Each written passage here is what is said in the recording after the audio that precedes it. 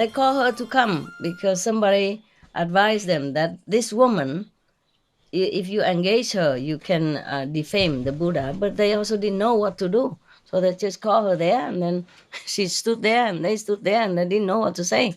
So, and finally, she kept asking many times.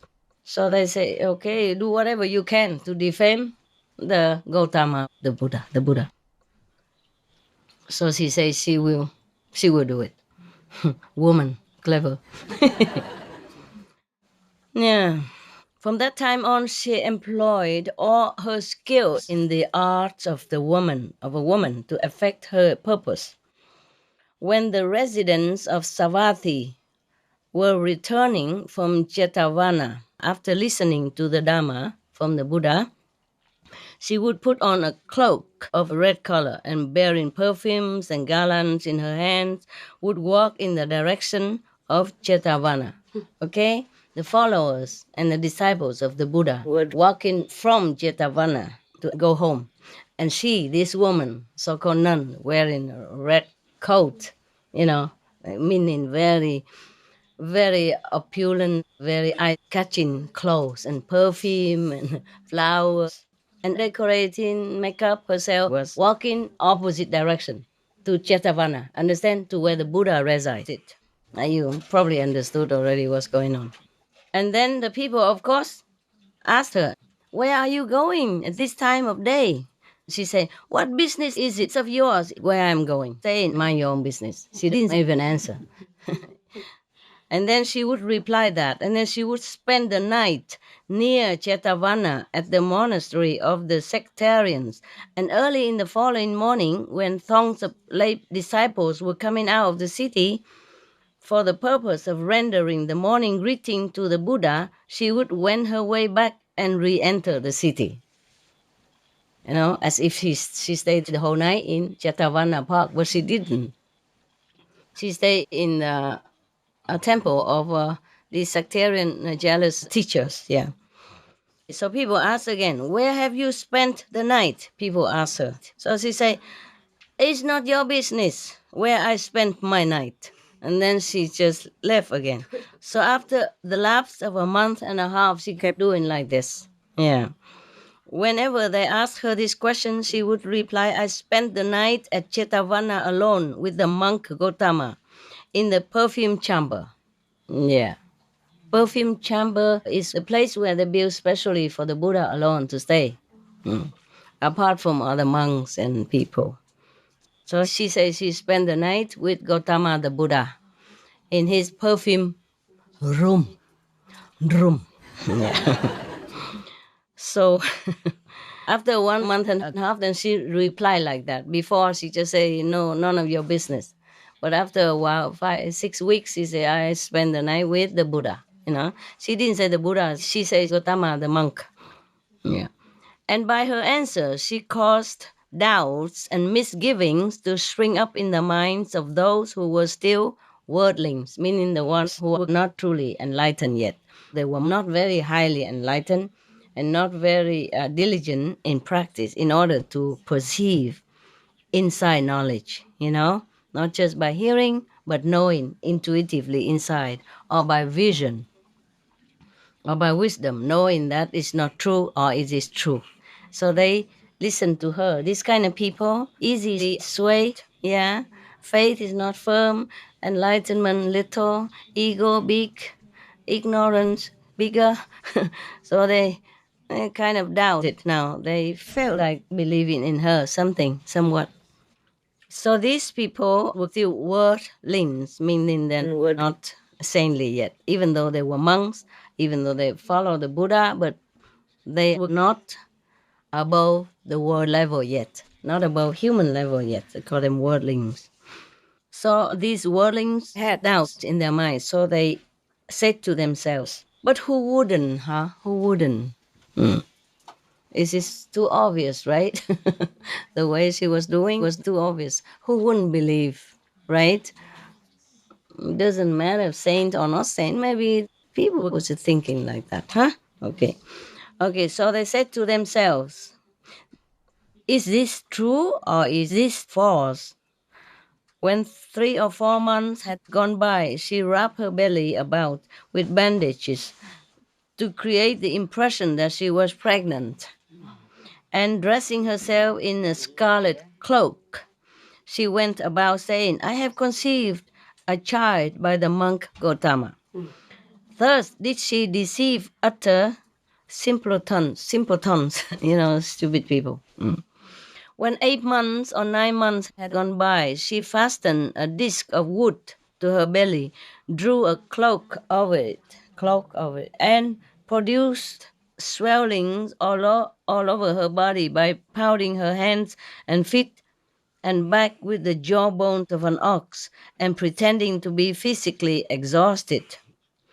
So then she went one evening to the Hall of Truth and stood before the Tathagata, meaning the Buddha. There, in his gloriously adorned seat of truth, sat the Tathagata teaching the Dhamma. And standing there before him, Cinca Manavika opened her lips and reviled him, saying, Mighty monk, mighty is the tongue to which you teach the Dhamma.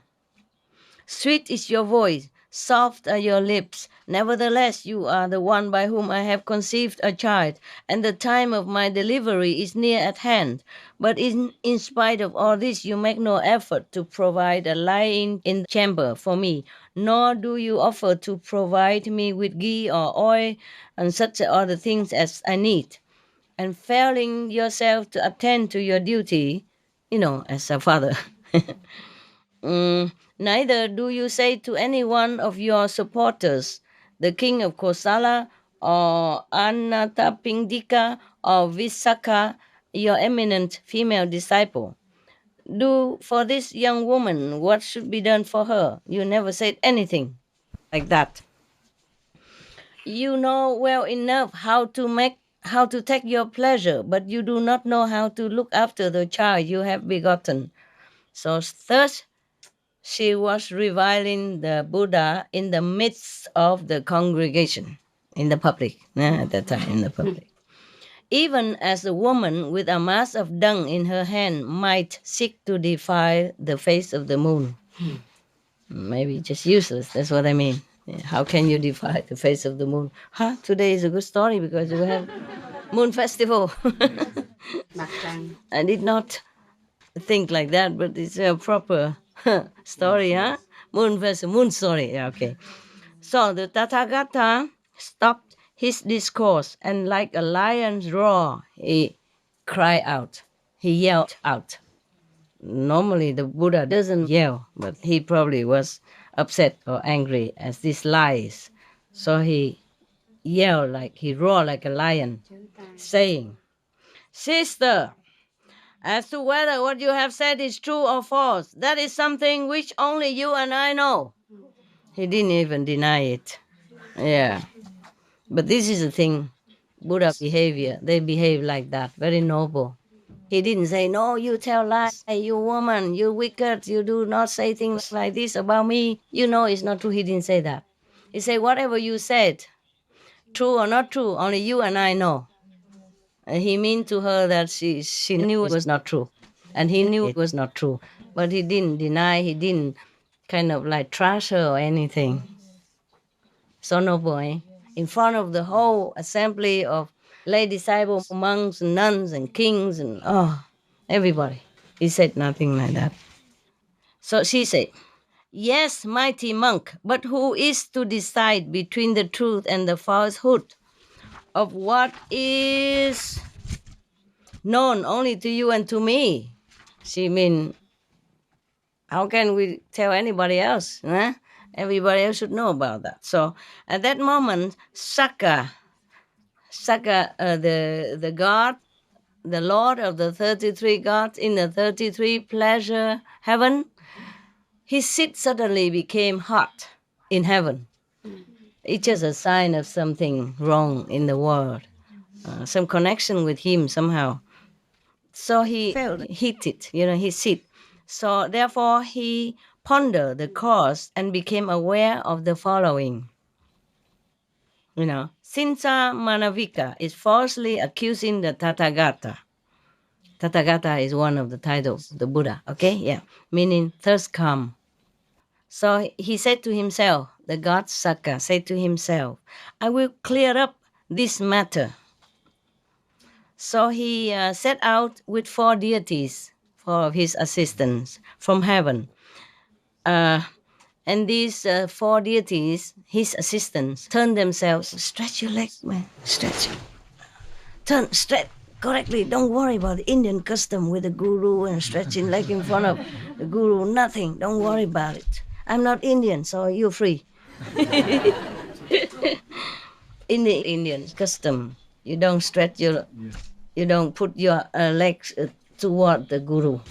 You don't sleep with your legs, your foot toward the guru. You don't sit in the same height seat as the guru. Something like that. But I said, I'm not Indian. I'm not a Mataji in India, so you're free. You stretch your legs wherever you want. Okay?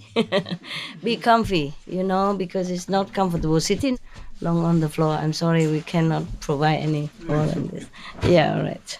Okay. And also we age, you and I age. And when we age, the body complains, okay? Quietly, but very loudly. And here is a little bit like humid in this season. So your bones will feel a little trouble. I put two boxes of medicine, small boxes of medicine outside next to the boiler machine. When you boil your tea, you use it to rub, okay? Yes. You rub whenever you like and then return it there so other people can use it. There's instructions inside. Okay? Yes. So Sakka the god, he set forth with his 4 deities, four assistant deities, the heavenly assistants, his secretaries, and his probably his drivers, and his housekeeper, and another sub-secretary or shadow secretary, what they call it in England. Shadow secretary. Sounds not very trustworthy, is it?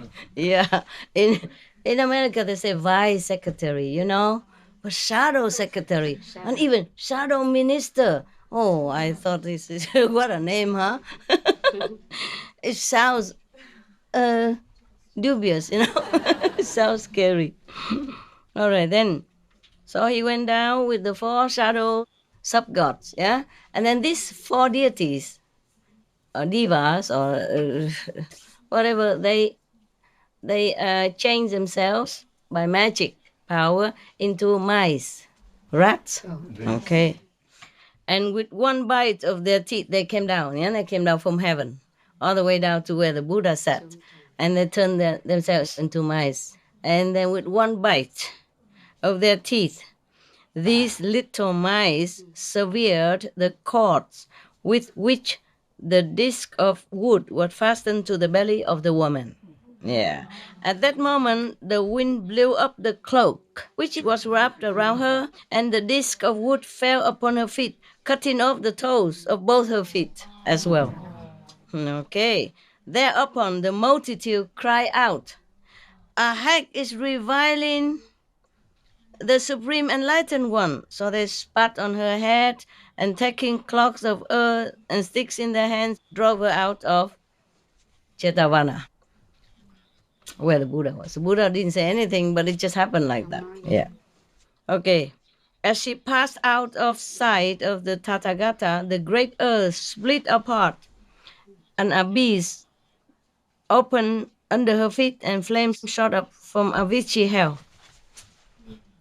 Thus she was swallowed up, enveloped, as it were, in a scarlet blanket, such as is presented by a wealthy family, and reborn in the Avicii hell. Avicii hell is a hell that is non-stop punishment. You don't have 1 second of rest. They punish you forever and forever and forever. And it could be a very, very long time, like eternity. And this is called also like a non-stop, non-interrupted hell. one of the non-interrupted hell, meaning whatever punishment they meted out to you, you have it all day long, 24 hours, every second of the day. They make you die, they make you suffer, and then you revive again, and then you live again, and then you continue again and again and again and again. This is the worst hell of all, without any repose in between. This is reserved for the real deep criminals. Understand? The bad, the worst. Yeah. It's not that the Buddha wanted it that way. It's just her karma drew her down there. Not the Buddha. The Buddha never wanted to punish anybody at all. Not even did the Saka God want that. Just the karma draws people to where they belong. This is terrible to slander the innocent Buddha. Yeah? That's why. Yeah. The slanders who slander normal people, yes, you will also reap punishment, but to slander an enlightened saint, this is the worst you can do to yourself. Yeah. So she went direct immediately with flames, even shooting up to drag her down to the Avicii hell. From that time, the gain and honor of the sectarians decreased even further. They wanted to gain more, but now they got less. Yeah. But the offerings presented to the master Buddha increased more and more. Of course, now his fame was more than before. Yeah. So actually, she was helping the Buddha. And the sectarians, in a way, were helping the Buddha. But as you sow, so shall you reap. They did not intend to help the Buddha that way. They intended to harm him. Therefore, they had to reap the consequences like that. And this is not yet to do with the other teachers yet. It's just the girl only. Yeah.